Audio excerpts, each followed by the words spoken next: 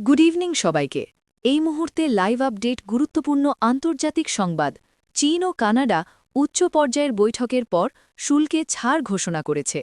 বেইজিংয়ে চীনা president Xi Jinping ও কানাডার প্রধানমন্ত্রী মার্ক কার্নির মধ্যে গুরুত্বপূর্ণ বৈঠকের পর দুই দেশের সম্পর্ক পুনর্গঠনের ইঙ্গিত মিলেছে। চুক্তি অনুযায়ী আগামী ১ মার্চের মধ্যে কানাডার ক্যানোলা তেলের ওপর চীনের আরোপিত শুল্ক ৮৫% থেকে কমিয়ে ১৫%-এ নামানো হবে। অন্যদিকে কানাডা চীনা বৈদ্যুতিক যান বা ইভি-এর ওপর সর্বাধিক সুবিধাপ্রাপ্ত দেশের বা মোস্ট ফেভার্ড নেশনের হারে ৬.১% শুল্ক আরোপে সম্মত হয়েছে বলে সাংবাদিকদের জানিয়েছেন কার্নি। বছরের পর বছর ধরে টানাপোড়েন ও পাল্টাপাল্টি শুল্ক আরোপের পর এই চুক্তিকে বড় ধরনের অগ্রগতি হিসেবে দেখা হচ্ছে। শি জিনপিং দুই দেশের সম্পর্কের এই টার্ন অ্যারাউন্ডের প্রশংসা করেছেন। একই সঙ্গে এটি কার্নির জন্য একটি কূটনৈতিক সাফল্য, কারণ প্রায় এক দশকের মধ্যে তিনিই প্রথম কানাডীয় নেতা যিনি চীন সফর করলেন। মার্ক কার্নি দীর্ঘদিন ধরেই যুক্তরাষ্ট্রের ওপর অতিরিক্ত নির্ভরতা কমিয়ে কানাডার বাণিজ্য বহুমুখীকরণের চেষ্টা করছেন। ডোনাল্ড ট্রাম্পের অনিয়মিত ও অনিশ্চিত শুল্ক নীতির কারণে এই প্রচেষ্টা আরও জোরদার হয়েছে। এই চুক্তির ফলে কানাডায় চীনা বিনিয়োগ বাড়তে পারে, যা যুক্তরাষ্ট্রের একেবারে নিকটবর্তী দেশ হওয়ায় বিশেষ তাৎপর্যপূর্ণ। কার্নি নিজেও ইঙ্গিত দিয়েছেন যে ট্রাম্পের শুল্কনীতির ফলেই যুক্তরাষ্ট্রের অন্যতম ঘনিষ্ঠ মিত্র কানাডা ধীরে ধীরে তার সবচেয়ে বড় প্রতিদ্বন্দ্বী চীনের দিকে ঝুঁকছে।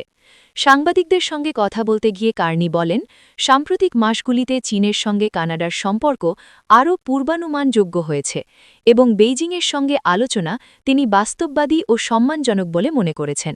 তবে তিনি এটাও স্পষ্ট করেছেন যে সব বিষয়ে কানাডা ও চীনের অবস্থান এক নয়। শি জিনপিংয়ের সঙ্গে আলোচনায় কানাডার রেড লাইন বা সীমারেখাগুলো তুলে ধরেন তিনি।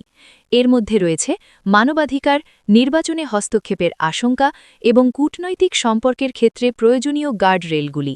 বিশেষজ্ঞদের মতে কার্নির এই সফর বিশ্বের অন্যান্য দেশগুলোর জন্য একটি উদাহরণ হতে পারে যারা ওয়াশিংটনের শুল্ক নীতির চাপ অনুভব করছে। এর বিপরীতে শি জিনপিং চীনকে একটি স্থিতিশীল বৈশ্বিক অংশীদার হিসাবে তুলে ধরতে চাইছেন এবং বাস্তববাদী সম্পর্ক গড়ার আহ্বান জানাচ্ছেন। বেইজিংয়ের ভাষায়, যা সবার জন্য উইন উইন। এই কৌশল যে কার্যকর হচ্ছে তার ইঙ্গিত মিলছে। সাম্প্রতিক সপ্তাহে দক্ষিণ কোরিয়ার প্রেসিডেন্ট ও আয়ারল্যান্ডের প্রধানমন্ত্রী বেইজিং সফর করেছেন। খুব শিগগিরই যুক্তরাষ্ট্রের প্রধানমন্ত্রী ও জার্মান চ্যান্সেলরের চীন সফরের সম্ভাবনাও রয়েছে। কার্নি বলেন, বিশ্ব নাটকীয়ভাবে বদলে গেছে।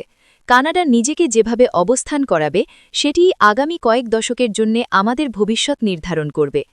৩ দিনের চীন সফরের শুরুতেই তিনি বলেছিলেন, কানাডা চীন অংশীদারিত্ব দুই দেশকে একটি নতুন বিশ্ব ব্যবস্থার দিকে নিয়ে যাচ্ছে। পরে তিনি যোগ করেন, বহুপাক্ষিক ব্যবস্থা ভদ্র ভাষায় বলতে গেলে ক্ষয়িত হয়েছে কিংবা দুর্বল করে দেওয়া হয়েছে।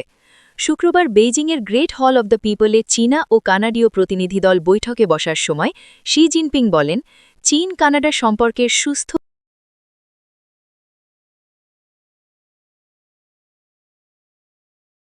বাণিজ্যের নতুন সূচনা। দুই দেশের মধ্যে শুল্ক দীর্ঘদিন ধরেই প্রধান বিরোধের বিষয় ছিল। ২০২৪ সালে যুক্তরাষ্ট্রের মতোই কানাডা চীনা বৈদ্যুতিক গাড়ির উপর ১০০% শুল্ক আরোপ করে।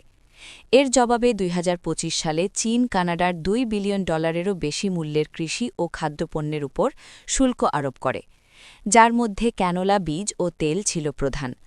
এর ফলে ২০২৫ সালে চীনে কানাডীয় পণ্যের আমদানি ১০% কমে যায়। শুক্রবারের চুক্তি অনুযায়ী কানাডা মাত্র ৪৯,০০০টি চীনা বৈদ্যুতিক গাড়িকে ৬.১% শুল্ক হারে বাজারে ঢোকার অনুমতি দেবে। দেশীয় অটোমোবাইল শিল্পের আশঙ্কা, স্বল্প মূল্যের চীনা ইভির ঢল নামতে পারে এই সীমা নির্ধারণের মূল কারণ। ক্যানোলা উৎপাদকদের পাশাপাশি কানাডার লবস্টার, কাঁকড়া ও মটরশুঁটির ওপরও শুল্ক কমানো হবে। চীন বর্তমানে কানাডার দ্বিতীয় বৃহত্তম বাণিজ্য অংশীদার হলেও বাণিজ্যের পরিমাণে তা এখনও যুক্তরাষ্ট্রের তুলনায় অনেক কম। কার্নির কাছে চীনের সঙ্গে অর্থনৈতিক সম্পর্ক ক্রমেই গুরুত্বপূর্ণ হয়ে উঠছে। বুধবার বেইজিংয়ে পৌঁছে তিনি একটি ইভি ব্যাটারি নির্মাতা ও একটি জ্বালানি প্রতিষ্ঠানের শীর্ষ কর্মকর্তা সহ কয়েকটি বড় চীনা কোম্পানির নির্বাহীর সঙ্গে বৈঠক করেন।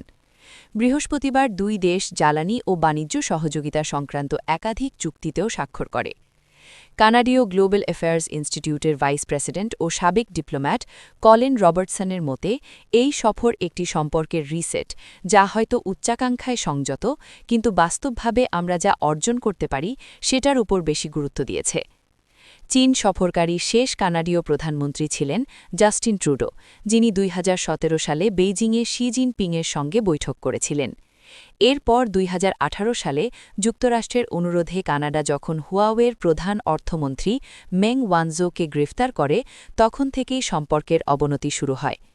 এর কয়েকদিনের মধ্যেই চীন 2 কানাডীয় নাগরিক মাইকেল কোফরিগ ও মাইকেল স্পাভোকে গুপ্তচর্য বৃত্তির অভিযোগে আটক করে। সমালোচকদের মতে এটি ছিল মেং এর গ্রেফতারের প্রতিশোধ, যদিও চীন তা অস্বীকার করে। 2021 সালে মেং ও 2 মাইকেল মুক্তি পান। কার্নি শি বৈঠকের আগে মাইকেল কোভরিক সামাজিক যোগাযোগ মাধ্যম এক্সে লেখেন, এই সফর শুধু সম্পর্ক উষ্ণ করার বিষয় নয়, বরং লিভারেজ ব্যবস্থাপনাও জরুরি। তিনি চীনা আলোচকদের অত্যন্ত চতুর, হিসাবী এবং সবসময় লিভারেজ খোঁজে বলে বর্ণনা করেন এবং বলেন এই কারণেই শৃঙ্খলার সাথে সম্পৃক্ত হতে হবে। তিনি আরও বলেন, চীনে বন্দী কানাডীয় নাগরিকদের বিষয়টিও কার্নির তোলা উচিত। কানাডীয় মাধ্যমের মতে এমন বন্দীর সংখ্যা প্রায় 100 জন। সাংবাদিকদের সঙ্গে কথা বলতে গিয়ে কার্নি বলেন, যেসব দেশের সঙ্গে মূল্যবোধ এক নয়, তাদের সঙ্গে কানাডা সংকীর্ণ ও নির্দিষ্ট ক্ষেত্রেই সম্পৃক্ত হবে। আমরা স্পষ্টত জানি কোথায় সহযোগিতা করব, কোথায় মতপার্থক্য থাকবে। তিনি বলেন, তাইওয়ান নিয়ে চীনের দাবি এবং হংকংয়ের কারাবন্দী গণতন্ত্রপন্থী নেতা জিমি লাইয়ের প্রসঙ্গ বিস্তৃত আলোচনায় উঠে আসে বলে জানান তিনি।